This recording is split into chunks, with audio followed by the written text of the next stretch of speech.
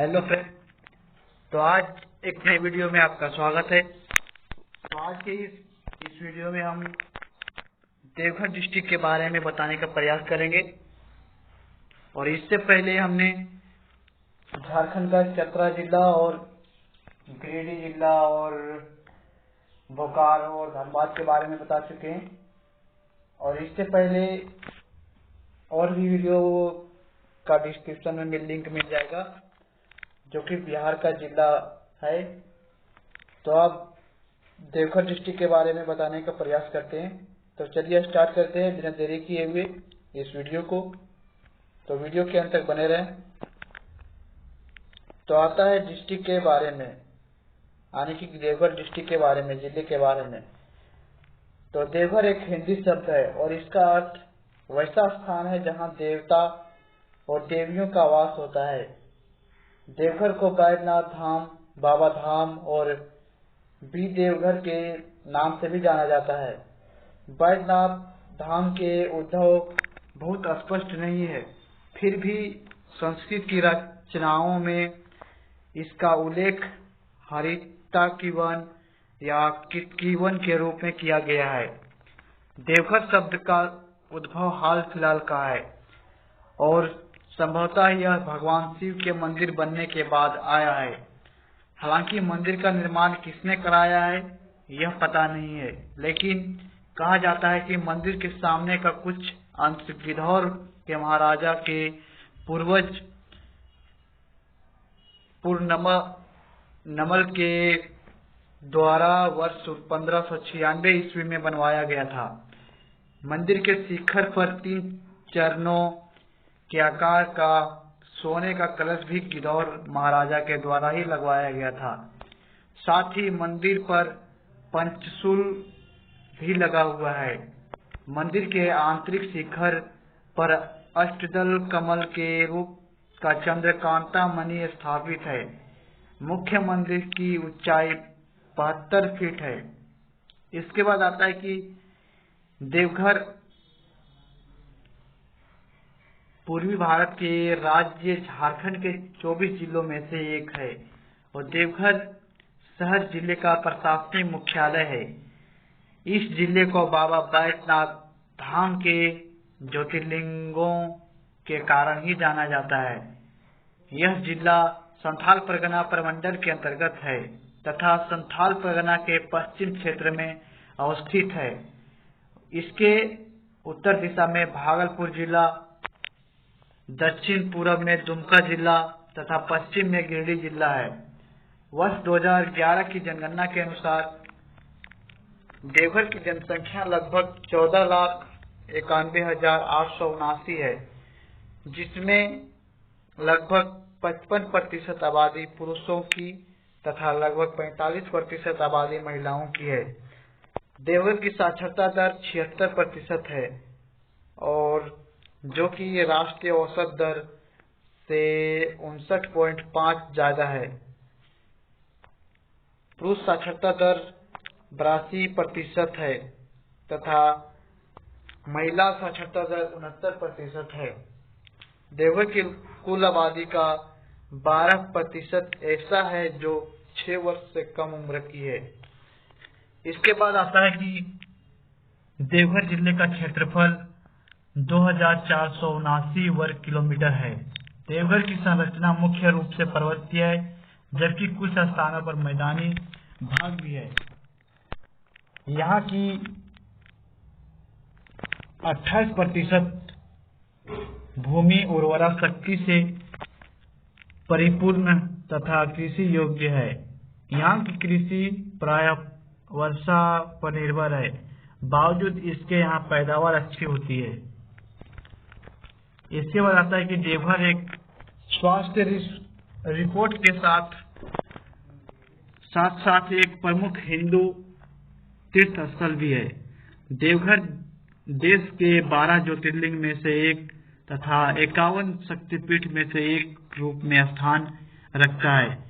पुराणों में यह कहा गया है कि अंतिम संस्कार करने के लिए यह बहुत ही उत्तम स्थान है।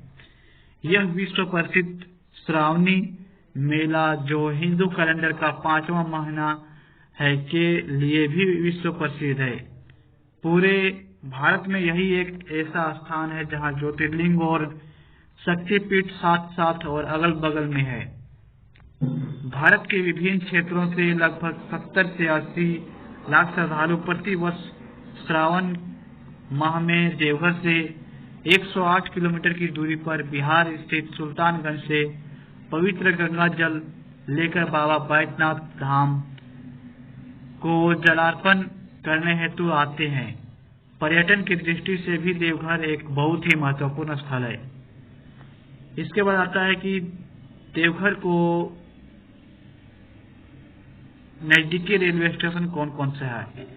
तो देवघर का नजदीकी रेलवे स्टेशन बैद्यनाथ धाम है, जो कि दिल्ली हावड़ा मेल लाइन पर अवस्थित जसीडीह रेलवे स्टेशन से मात्र 7 किलोमीटर की दूरी पर है। देवघर से पटना की दूरी 229 किलोमीटर, रांची की दूरी 322 किलोमीटर, कोलकाता की दूरी 315 किलोमीटर है और समुद्र तल की इसकी औसत ऊंचाई 254 मीटर है। देवघर की आबोहवा सूखी है, लेकिन फिर भी यह एक अच्छा हेल्थ रिसोर्ट है। बैद्यनाथ धाम मंदिर होने एवं सिविल कोर्ट तथा विभिन्न कार्यालय होने के कारण यहाँ बहुत सारे लोग का आना जाना लगा रहता है। इसके बाद आता है कि देवघर के इतिहास के बारे में देखते हैं। तो इतिहास में दिया हुआ है कि देवघर झारखंड राज्य के संथाल परगना विभाजन में देवघर जिले का मुख्य शहर है। यह भारत का 12 शिव ज्योतिर्लिंगों में से एक है और भारत में 51 शक्तिपीठों में से एक है।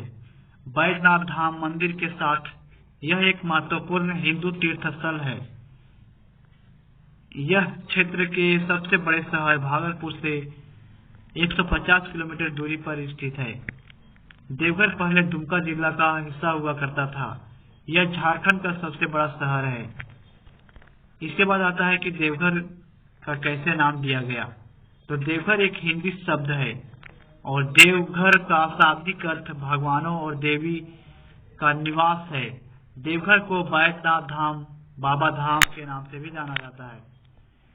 इसके बाद बैद्यनाथ धाम की उत्पत्ति पुरातनता में खो जाती है। इसे संस्कृत ग्रंथों में हरितकीवन या केतकीवन के रूप से भी जाना जाता है। नाम देवघर हाल ही में प्रतीत हो रहा है और शायद भगवान बैद्यनाथ धाम के महान मंदिर के निर्माण से तारीखें हैं। हालांकि मंदिर के निर्माता का नाम पता लगाने योग्य नहीं है, लेकिन मंदिर के सामने वाले हिस्से के कुछ भागों को 1596 ईस्वी में गिदौर के महाराजा के पुरमल द्वारा बनाया गया था। यहाँ श्रावण के महीने में कई भक्त पूजा के लिए सुल्तानगंज से देवघर तक गंगा जल लेकर भगवान शिव पर जल चढ़ाते हैं और वे अपने जीवन की इच्छा को प्राप्त करते हैं। इसके बाद आता है धार्मिक महत्व। तो देवघर, जिसे बैद्यनाथ धाम भी कहा जाता है, एक महत्वपूर्ण तीर्थ स्थल है। यह 12 ज्योतिर्लिंगों में से एक और 51 शक्तिपीठों में से एक है और हिंदू कैलेंडर प्रणाली के मुताबिक सावन की मेला के लिए प्रसिद्ध है। यह भारत में कुछ जगहों में से एक श्रीशैलम के साथ है, जहां ज्योतिर्लिंग और शक्तिपीठ एक साथ है। देवघर यात्रा में जुलाई और अगस्त के बीच प्रत्येक वर्ष 7 से 8 लाख श्रद्धालु भारत के विभिन्न हिस्सों से आते हैं, जो सुल्तानगंज में गंगा के विभिन्न क्षेत्रों से पवित्र जल लाते हैं, जो देवघर से लगभग 108 किलोमीटर की दूरी पर है।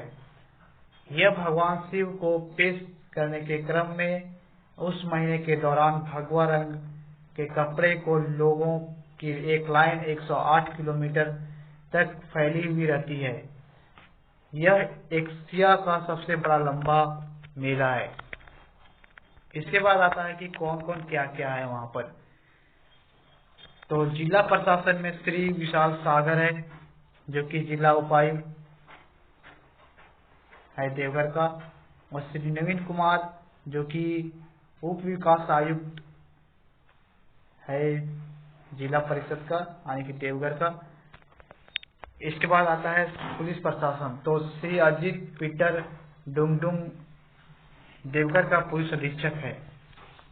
इसके बाद आता है अनुमंडल, तो अनुमंडल देवघर जिला में देवघर और मधुपुर 2 अनुमंडल है। तो देवघर अनुमंडल का पदाधिकारी का नाम श्रीमती सागरी बराल है, और मधुपुर अनुमंडल का पदाधिकारी का नाम है श्री आशीष अग्रवाल। इसके बाद आता है प्रशासनिक सेटअप, तो डिप्टी कमिश्नर प्रशासन के मुख्य जिला अधिकारी हैं।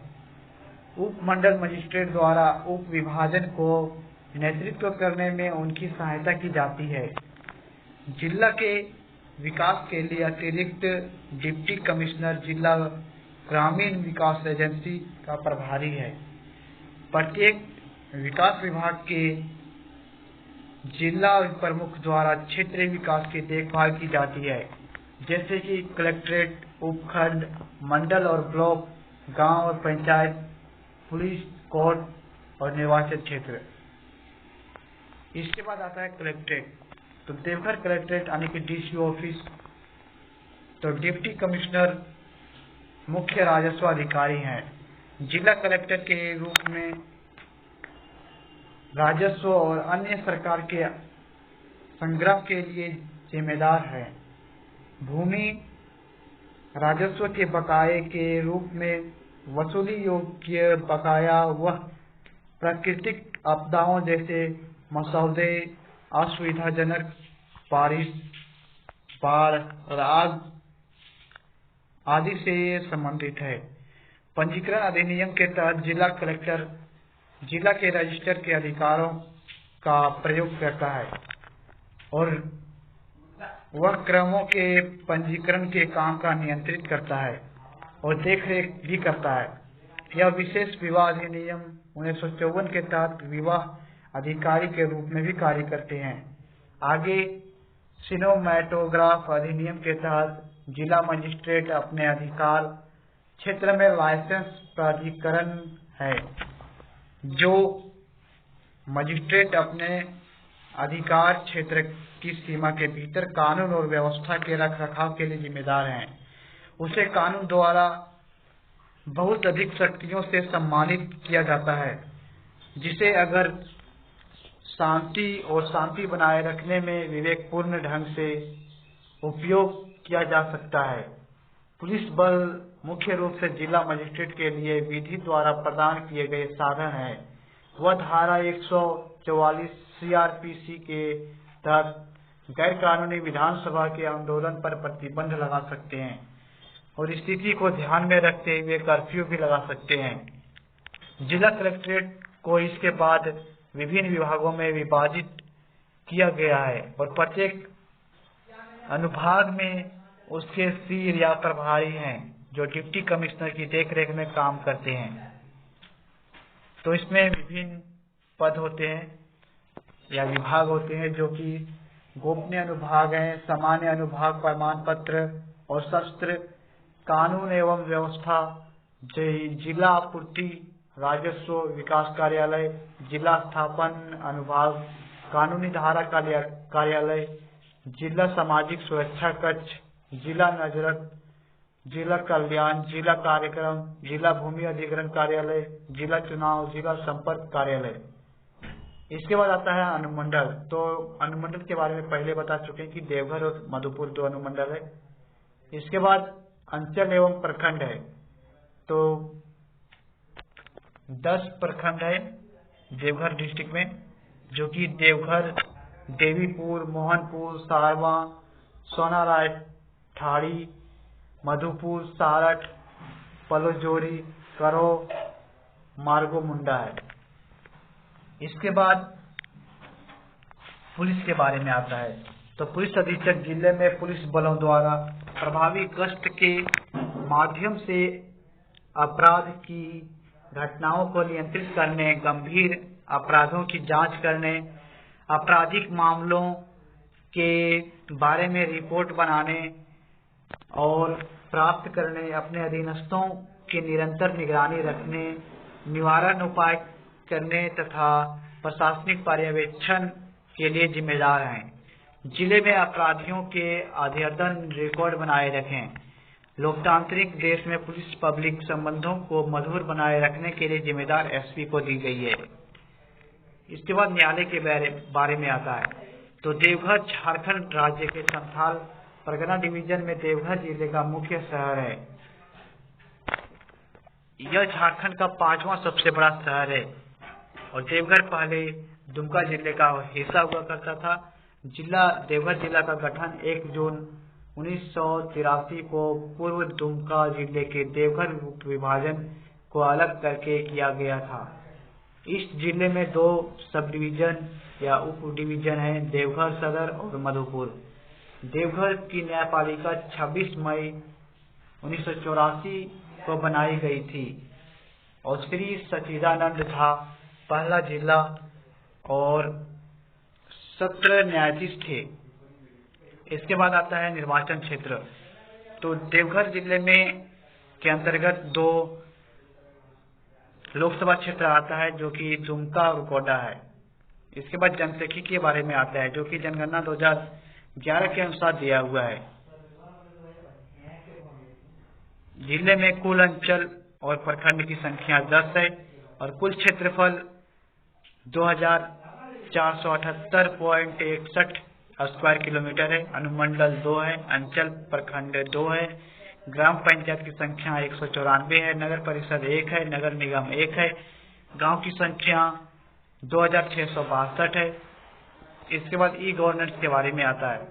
तो ई जिला एक व्यापक और वेब सक्षम सेवा पोर्टल है जो सेवाओं के सरकारी पोर्टफोलियो में इलेक्ट्रॉनिक प्रवेश द्वार के रूप में कार्य करता है।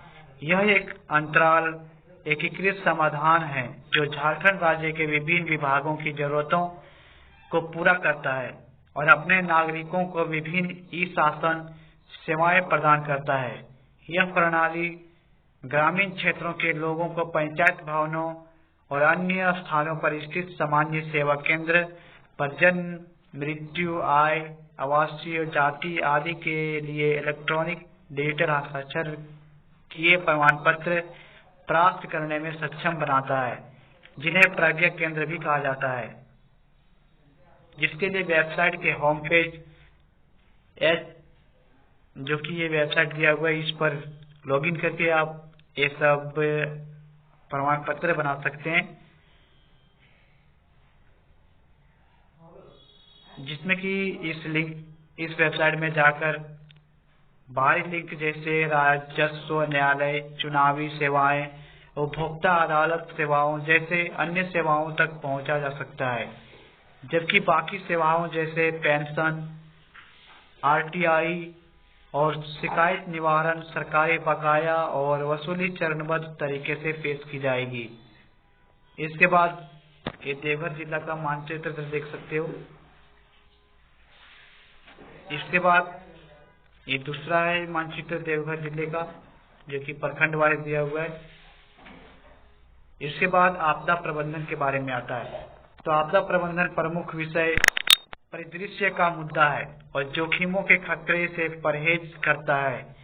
इसमें ऐसा होने से पहले आपदा की तैयारी करना शामिल है। तत्काल आपदा प्रतिक्रिया, प्राकृतिक संचार या मानव निर्मित आपदाओं के बारे में समाज के समर्थन और पुनर्निर्माण के लिए विभिन्न संचार का मतलब है। इसके बाद आता है हेल्पलाइन नंबर। तो ये कुछ हेल्पलाइन नंबर दिया हुआ है। इसके बाद जिले का पिन कोड दिया हुआ है जो कि अन्य क्षेत्र के अनुसार दिया हुआ है। तो ये देख सकते हो। इसके बाद आता है कि विभाग। तो देवघर के विभागों में शामिल हैं स्वास्थ्य, शिक्षा, जिला खनन कार्यालय, श्रवण मेला, लैंड बैंक, डीपीआरओ, जिला पूर्ति कार्यालय, वन, जिला भूमि अधिग्रहण कार्यालय, सामाजिक कल्याण, जिला चुनाव, पंचायती राज। इसके बाद आता है डीएमएफटी देवघर।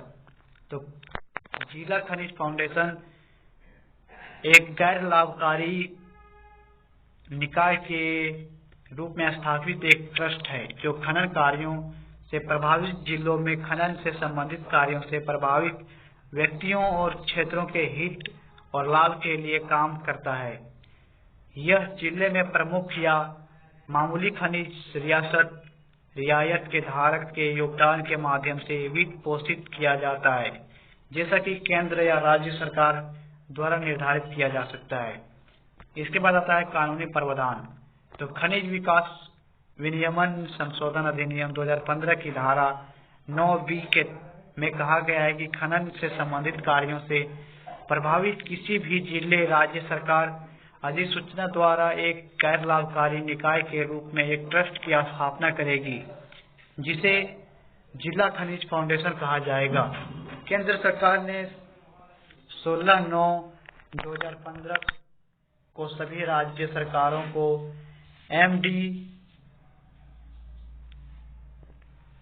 MMDR संशोधन अधिनियम 2015 की धारा 20A के तहत जिला खनिज फाउंडेशन के लिए उनके द्वारा तय किए गए नियमों में PMKKYC को शामिल करने के निर्देश जारी किए। इसके बाद आते हैं स्वास्थ्य के बारे में। तो झारखंड सरकार गुणवत्ता स्वास्थ्य देखभाल सेवाएं प्रदान करने विशेष रूप से दूर दराज के क्षेत्रों और उन क्षेत्रों के लिए जो रुग्णता और मृत्यु दर को कम करने के लिए निर्धारित है। सभी स्तरों और सभी क्षेत्रों में स्वास्थ्य देखभाल के प्रावधान में भेदभाव को दूर करने के उद्देश्य से वंचित समूहों और किशोरों के लिए लिंग और मानव अधिकार संबंधी मुद्दों को सर्वोच्च प्राथमिकता दी जाएगी, जो कि देवघर का मुख्य सिविल सर्जन है डॉक्टर रंजन सिन्हा। इसके बाद आता है स्कूली सूची। तो स्कूल शिक्षकों की दिशा में छात्रों के शिक्षण के लिए सीखने की जगह और सीखने के वातावरण प्रदान करने के लिए डिजाइन किया गया एक संस्थान है। अधिकांश देशों में औपचारिक शिक्षा की व्यवस्था होती है जो आमतौर पर अनिवार्य होता है। इसके बाद आता है जो जिला खनन कार्यालय। तो झारखंड विशाल खनिज क्षमता और अन्य प्राकृतिक संसाधनों के प्राकृतिक उपहार के साथ एक धन्य भूमि है। राज्य 79.61% वर्ग भौगोलिक क्षेत्रों में फैला हुआ है, जिसमें 29.61% वन क्षेत्र है और भारत के कुल खनिज संसाधनों का लगभग 40% हिस्सा है। राज्य कोयला रिजर्व में एक स्थान, रॉ एस्क रिजर्व में दूसरी स्थिति, कॉपर एस्क रिजर्व में तीसरी स्थिति, बॉक्साइट रिजर्व में 7वां स्थान पर है और प्राइम कोकिंग कोयल का एकमात्र उत्पादक है। चूना पत्थर, डोलोमाइट, मैग्नीज, मिक्का, चीनी मिट्टी, ग्रेफाइट, साबुन पत्थर, अग्नि मिट्टी, कोयला, बिस्तर, methane, uranium, phosphorite, apatite, quartz, feldspar, gold और पायरोक्साइट अन्य महत्वपूर्ण खनिज राज्य में भारी मात्रा में उपलब्ध है। इसके बाद आता है श्रावणी मेला के बारे में। तो श्रावण के महीने के दौरान बाबा धाम का महत्व बढ़ता है। इस अवधि के दौरान लाखों श्रद्धालु बाबा बैद्यनाथ धाम में इकट्ठा होते हैं। उनमें से ज्यादातर लोग सबसे पहले सुल्तानगंज जाते हैं, जो बाबा धाम से 105 किलोमीटर दूर है। सुल्तानगंज में गंगा उत्तर में बहती है। यह इस जगह से कि भक्तों गंगा जल लेकर बाबा धाम की ओर पैदल आते हैं। वे बाबा बैद्यनाथ धाम मंदिर तक 109 किलोमीटर की दूरी पर चलते हैं। लोग बोल बम बोलते हुए यहाँ तक बहुत ही श्रद्धा के साथ पहुँचते हैं। बाबा धाम तक पहुँचने पर कांवरियां पहले शिव गंगा में खुद को शुद्ध करने के लिए एक डुबकी लेते हैं और फिर बाबा बैद्यनाथ धाम मंदिर में प्रवेश करते हैं। यहाँ ज्योतिर्लिंगम पर गंगा जल अर्पित करते हैं। इसके बाद आता है आपदा प्रबंधन योजना। तो आपदा प्रबंधन प्रमुख विषय परिदृश्य का मुद्दा है जो जोखिमों के खतरे से परहेज करता है। इसमें ऐसा होने से पहले आपदा की तैयारी करना शामिल है। तत्काल आपदा प्रतिक्रिया, प्राकृतिक संचार या मानव निर्मित आपदाओं के बाद समाज के समर्थन और पुनर्निर्माण के लिए विभिन्न संचार का मतलब है। इसके बाद आता है पुलिस अधीक्षक कार्यालय। तो पुलिस अधीक्षक जिले में पुलिस बलों द्वारा प्रभावी गश्त के माध्यम से अपराध की घटनाओं को नियंत्रित करने, गंभीर अपराधों की जांच करने, आपराधिक मामलों के बारे में रिपोर्ट बनाने और प्राप्त करने, अपने अधीनस्थों की निरंतर निगरानी रखने, निवारण उपाय करने और प्रशासनिक पर्यवेक्षक के लिए जिम्मेदार हैं। जिले में अपराधियों के अद्यतन रिकॉर्ड बनाए रखें। लोकतांत्रिक देश में पुलिस पब्लिक संबंधों को मधुर बनाए रखने के लिए जिम्मेदार एसपी को दी गई है। इसके बाद आता है वन विभाग। तो प्राचीन काल से देवघर जिले का जंगल के एक साथ अनूठा संबंध है। झारखंड शब्द जंगलों से ढके हुए भूमि के क्षेत्र का प्रतीक है, इसलिए शाब्दिक रूप से साथ ही प्रतीकात्मक रूप से देवघर जंगलों से जुड़ा हुआ है। मुंडा, ओरेन, हो, संथाल, पहरिया, चेरो, बिरजी, असुर और अन्य जैसे विभिन्न जातियों समूहों ने पिछले कुछ वर्षों में कृषि पार्षदवाद के विभिन्न तरीकों से अपने पारिस्थितिक तंत्र को प्रभावित किया है। परंपरागत रूप से इन स्वदेशी लोगों के जंगलों के साथ सहानुभूति संबंध है। सरहुल और कर्मा जैसे स्थानीय त्योहारों पारंपरिक रूप से पेड़ की पूजा से संबंधित रखते हैं। इसके बाद आता है जिला पंचायत राज कार्यालय। तो संविधान और झारखंड पंचायत राज अधिनियम 2001 की भावना के अनुसार पंचायती राज संस्थानों को मजबूत करने के लिए पंचायती राज विभाग ने पंचायत भवन के निर्माण, जिला परिषद को अनुदान जैसे कई योजनाएं निभाई है। क्षेत्र डाक बंगला का निर्माण, कार्यालय भवन, बस जिला परिषद क्षेत्रों में खड़ा है। पीआरआई अधिकारियों और कर्मचारियों को प्रशिक्षण, ग्राम सभा आदि को अनुदान भी किया जा रहा है। राज्य विभाग द्वारा लागू की जा रही है प्रमुख योजनाएं पिछड़ा क्षेत्र अनुदान निधि और राजीव गांधी पंचायत सशस्त्रीकरण अभियान के द्वारा किया जाता है। इसके बाद आता है कि देवघर कैसे पहुंचे। तो देवघर एक प्रमुख तीर्थ स्थान है। यह झारखंड राज्य के संथाल परगना के अंतर्गत आता है। इस शहर में बैद्यनाथ धाम मंदिर स्थित है जो कि 12 शिव ज्योतिर्लिंगों में से एक है, जो कि यहाँ पर देवघर ज्योतिर्लिंग के अलावा और भी आकर्षक केंद्र है पर्यटकों के लिए, जो कि नौलखा मंदिर है, बासुकीनाथ, बैजू मंदिर और माँ शीतला मंदिर, जो कि ये सभी जगहों पर देवघर हवाई अड्डा या देवघर हवाई सड़क और रेल मार्ग द्वारा पहुंचा जा सकता है। तो देवघर अगर हवाई जहाज से आते हो तो देवघर हवाई अड्डा, जिसे बाबा बैद्यनाथ धाम हवाई अड्डे के रूप में भी जाना जाता है, झारखंड राज्य में देवघर की सेवा करने वाला एक घरेलू हवाई अड्डा है। यह मुख्य रूप से लगभग 12 किलोमीटर मुख्य शहर से 12 किलोमीटर की दूरी पर स्थित है। हवाई अड्डे को मुख्य रूप से झारखंड के उत्तर पूर्वी भाग और दक्षिण पूर्वी बिहार के कुछ जिलों के लिए विकसित किया गया था। यह देश भर के बैद्यनाथ धाम मंदिर के लाखों तीर्थयात्रियों को भी पूरा करता है। अप्रैल 2021 में सरकार के नेत्री क्षेत्रीय कनेक्टिविटी योजना UDAN के तहत इंडिगो को देवघर से कोलकाता, रांची, पटना के लिए उड़ानें संचालित करने के लिए चुना गया था।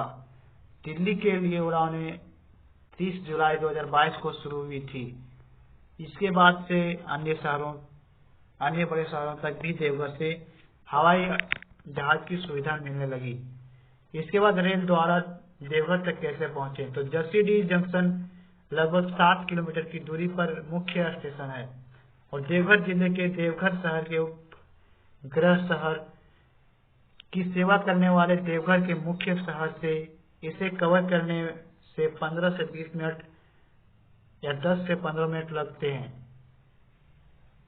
यह शहर के अन्य शहरों से जैसे नई दिल्ली, मुंबई, कोलकाता, रांची, पटना, वाराणसी और भुवनेश्वर आदि से भी अच्छी तरह से जुड़ा हुआ है। एक अन्य स्टेशन बैद्यनाथ धाम जंक्शन जो मुख्य शहर में स्थित है। देवघर में दूसरा स्टेशन है। देवघर स्टेशन मुख्य शहर से 5 किलोमीटर की दूरी पर स्थित है। यह स्टेशन भागलपुर और दुमका शहरों को देवघर से जोड़ता है। इसके बाद रोड से देवघर तक कैसे पहुंचे। तो देवघर सारवा से 16 किलोमीटर दूर है, सारठ से 36 किलोमीटर, जरमुंडी से 41 किलोमीटर, चंदमारी से 52 किलोमीटर, धनबाद से 132 किलोमीटर, कोडरमा से 148 किलोमीटर दूर है। झारखंड राज्य सड़क परिवहन निगम लिमिटेड, पश्चिम बंगाल राज्य सड़क परिवहन निगम लिमिटेड और कुछ निजी यात्रा सेवाओं के माध्यम से भी जुड़ा हुआ है। इसके बाद आता है श्रावणी मेला। तो श्रावण के महीने के दौरान बाबा धाम को महत्व बढ़ता है। इस अवधि के दौरान लाखों श्रद्धालु बाबा बैद्यनाथ धाम मंदिर में इकट्ठा होते हैं। उनमें से ज्यादातर लोग सबसे पहले सुल्तानगंज जाते हैं और वहां से बाबा धाम से 105 किलोमीटर दूर है। सुल्तानगंज में गंगा उत्तर में बहती है। यह इस जगह से है कि भक्तों गंगा जल लेकर बाबा धाम की पैदल यात्रा करते हैं। वे बाबा धाम बैद्यनाथ धाम मंदिर तक 109 किलोमीटर की दूरी पर चलते हैं।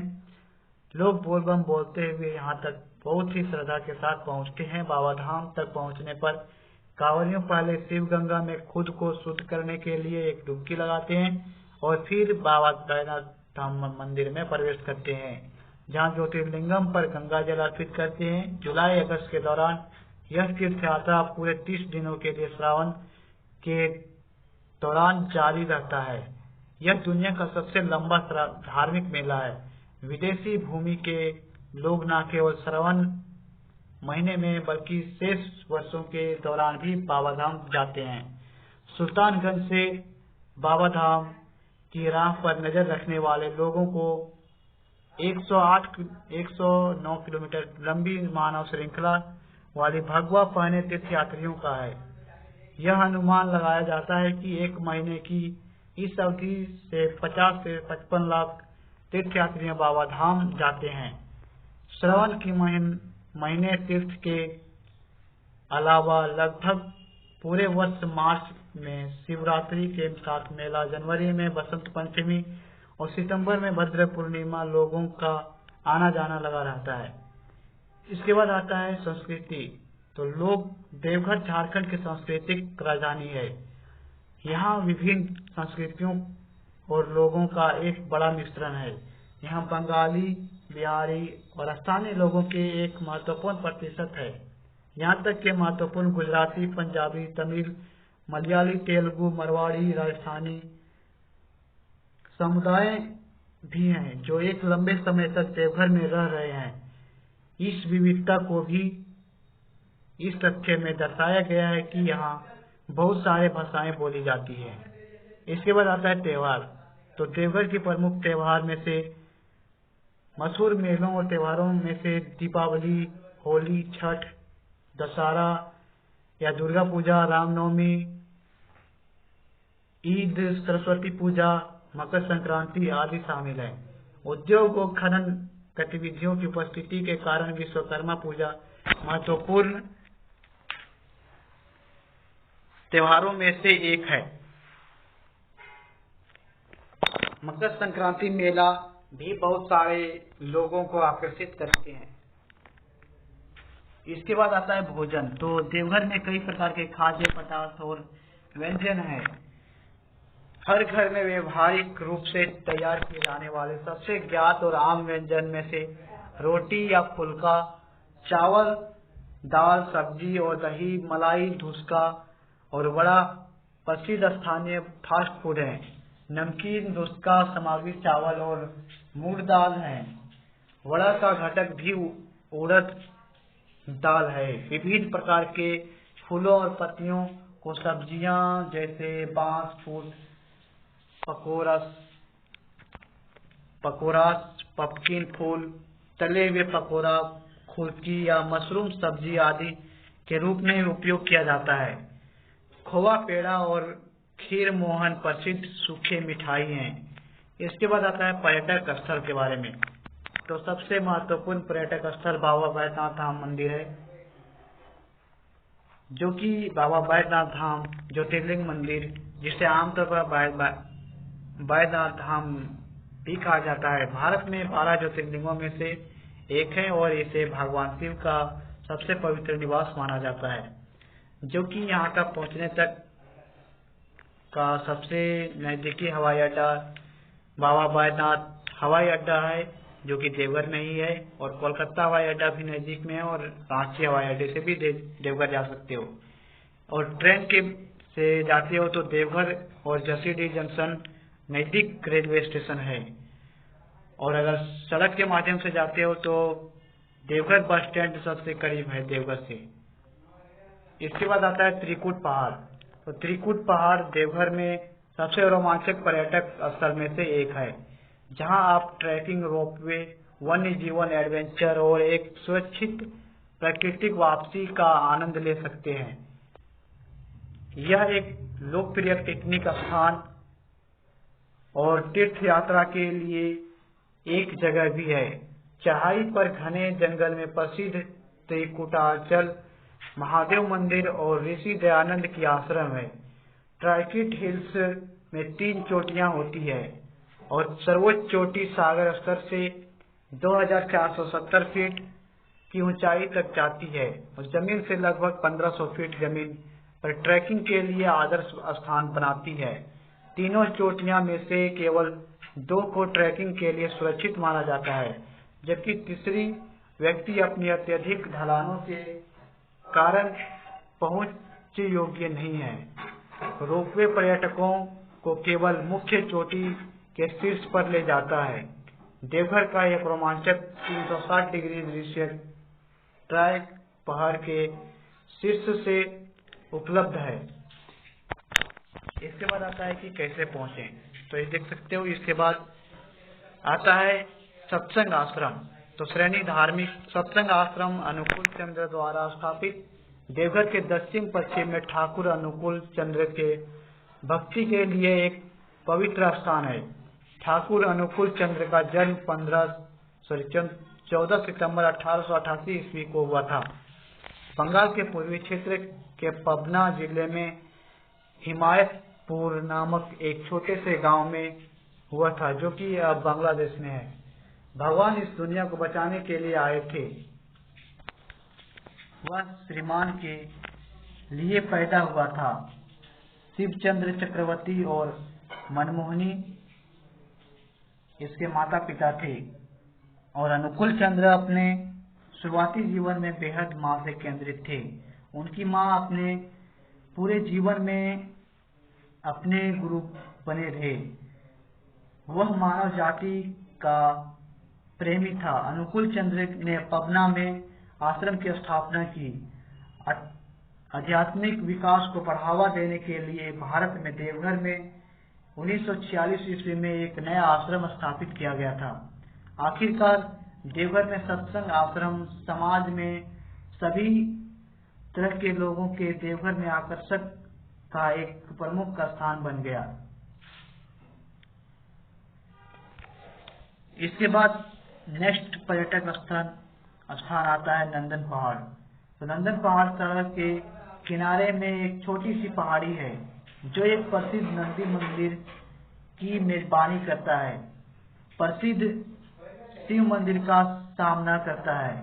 नंदन पहाड़ बाबा बैद्यनाथ धाम स्टेशन से लगभग 3 किलोमीटर की दूरी पर स्थित है। पहाड़ी पर कई मंदिरों में शिव, पार्वती, गणेश और कार्तिक की खूबसूरत मूर्तियां हैं। साइड में एक पानी की टंकी भी है, जो पूरे गंतव्य में फिल्टर किए गए पानी की आपूर्ति करती है। पर्यटक इस साइट से जिले सूर्योदय और सूर्यास्त के सुंदर दृश्य भी देख सकते हैं। पौराणिक कथाओं के अनुसार रावण के शिव धाम में जबरन प्रवेश करने की कोशिश की जब नंदी भगवान शिव के द्वारपाल थे। नंदी ने उन्हें भगवान शिव के परिसर में प्रवेश करने से रोक दिया। रावण क्रोधित हो गए और उन्हें उस साइड पर फेंक दिया और इसलिए पहाड़ी उनके नाम से जाना जाती है। मंदिर के आवास के अलावा पहाड़ी में नंदन हिल एंटरटेनमेंट पार्क नामक एक प्रसिद्ध पार्क भी है। तैराकी और नौकायन सुविधाओं की उपलब्धता के साथ पार्क पिकनिक और खेल के मैदानों के लिए आदर्श स्थलों में से एक है। नंदन पार्क के बच्चों के लिए एक बड़ा पार्क है और इसमें एक भूत घर, एक बूट हाउस, एक दर्पण का घर और एक रेस्तरां है। इसके बाद दूसरा नेक्स्ट आता है पर्यटक स्थल नौलखा मंदिर, जो कि यह 1.5 किलोमीटर स्थित बाबा बैद्यनाथ धाम मंदिर से है। यह एक अच्छा दौरा स्थान है। यह मंदिर बेलूर में रामकृष्ण के मंदिर की तरह दिखता है। इसके अंदर राधा कृष्णा की मूर्ति है। इसकी ऊंचाई 146 फीट है। मंदिर के निर्माण में खर्च की गई राशि लगभग 9 लाख रुपया थी, इसलिए इसे नौलखा मंदिर के रूप से जाना जाने लगा।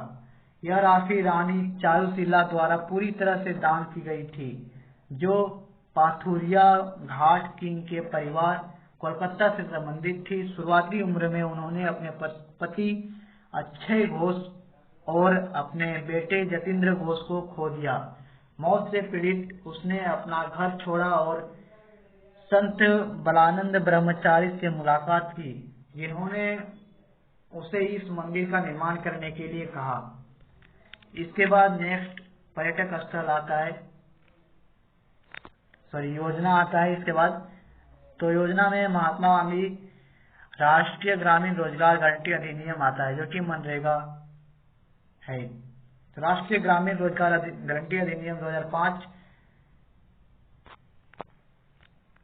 एक भारतीय श्रम कानून और सामाजिक सुरक्षा उपाय है, जिसका उद्देश्य कार्य करने का अधिकार है।